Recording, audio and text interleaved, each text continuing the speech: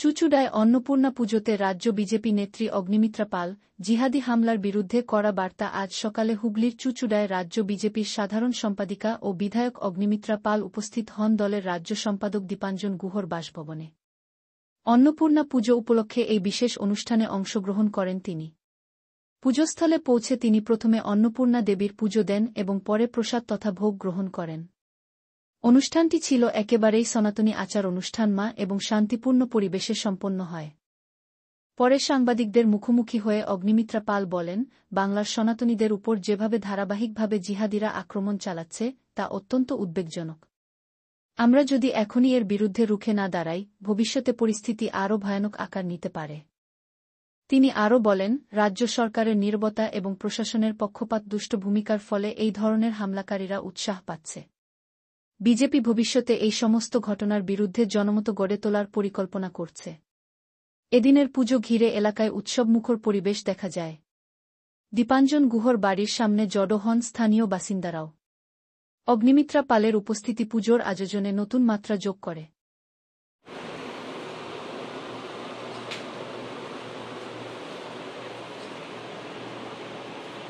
খুব সুন্দর হয়েছে।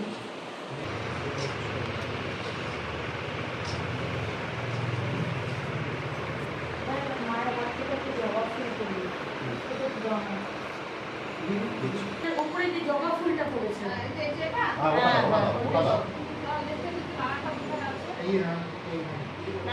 নিচে আছে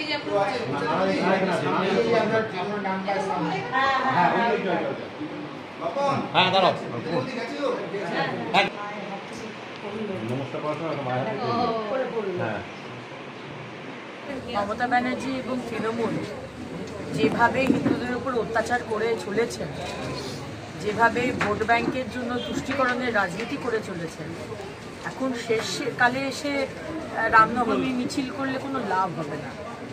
দুর্গাপুজো করতে যখন দিচ্ছিল না জিহাদিরা এসে, তখন কোনো অ্যাকশন কি নিয়েছিলেন মুখ্যমন্ত্রী? যখন ফলতাতে মা লক্ষ্মীর মুখটাকে ভেঙে দেওয়া হয়েছিল, তখন কি পানিশমেন্ট হয়েছিল জিহাদিদের? যখন মুর্শিদাবাদে বেলডাঙ্গায় যখন কার্তিক পুজো করতে দিলেন না, আর মানে ঝামেলা লাগলেই সঙ্গে সঙ্গে ইন্টারনেট বন্ধ করে দেন, তার কি বিচার হয়েছে? প্রতিদিন যে সনাতনী হিন্দুদের উপর অত্যাচার চলছে, মোথাবাড়িতে শেষ যে দেখলাম আমরা যেভাবে হিন্দুদের উপর অত্যাচার হলো, কোনো কি শাস্তি হয়েছে? বরঞ্চ হিন্দু ভাইদেরকে ধরে ধরে আজকে কেস দেওয়া হয়েছে। হিন্দুদের কেস দেবেন আর মুসলমানদের তুষ্টিকরণ করবেন অন্যায়ভাবে। আজকে যদি কাজ দিয়ে করেন আমাদের রাজনীতি করলে কোনো অসুবিধা নেই, কিন্তু ধর্ম নিয়ে যদি রাজনীতি করেন তাহলে শেষকালে এসে আর কয়েক মাস বাকি বিধানসভার ভোটের, এখন হিন্দু ভোটকে চাইছেন, হিন্দু ভোট ভাগ করতে চাইছেন, কোনো লাভ হবে না।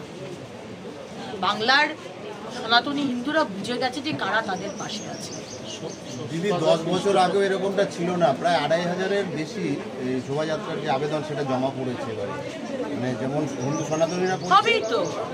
আজকে আমরা বাংলাদেশে যেটা দেখতে পেলাম এবং যেটা দেখতে পাচ্ছি, পেলাম তো নয়, পাস্ট টেন্স নয়, প্রেজেন্ট যেটা হচ্ছে আমরা তো দেখছি কিভাবে হিন্দুদের উপর অত্যাচার হচ্ছে, এবং একই জিনিস আজকে এখানে হচ্ছে, একই জিনিস। এবং হিন্দুরা বুঝে গেছে যে আর ওই সেকুলার কথা বলে লাভ নেই, একজোট হতেই হবে, ঐক্যবদ্ধ হতেই হবে। যদি বাঁচতে চান, বাঁচতে না চান অন্য রাজ্যে চলে যাবেন, তাহলে কোনো অসুবিধা নেই, তাহলে ওই 1000 টাকার লক্ষ্মীর ভান্ডার হয়ে চুপ থাকুন। আর যদি বাঁচতে চান মাথা উঁচু করে, যদি মনে করেন যে আপনার ছেলেমেয়েরা মাথা উঁচু করে এখানে বাঁচবে, আর নয়তো যদি মনে করেন যে এইভাবেই চলুক, আমার বাড়িতে তো কিছু হয়নি, আমার পরিবারের কিছু হয়নি, তাহলে অপেক্ষা করুন। কয়েকদিনের মধ্যেই জিহাদিরা এসে আপনার চোখের সামনে আপনার মা, আপনার স্ত্রী, আপনার কন্যা সন্তানকে টানতে টানতে হিচড়াতে বাইরের মাঠে গিয়ে বা জঙ্গলে গিয়ে ধর্ষণ করবে। আপনি তখন দাঁড়িয়ে দাঁড়িয়ে সেকুলারিজম করবেন।